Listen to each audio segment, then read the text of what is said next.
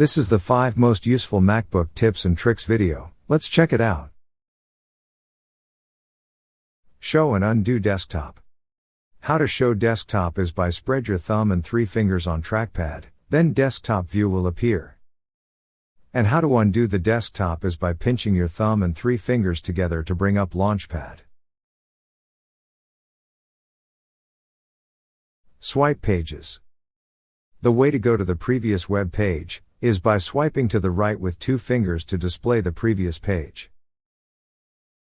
And if you want to go to the next page, is to swipe left with 2 fingers to show the next page. Show all open windows. The way to show all open windows is by swipe up with 4 fingers to show all open windows. Show widgets and notifications center. The way to show widgets and notifications center is by swipe to the left from the right edge with 2 fingers to show notification center.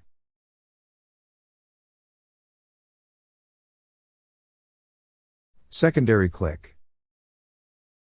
The way to display a right click is by click with 2 fingers or tap with 2 fingers.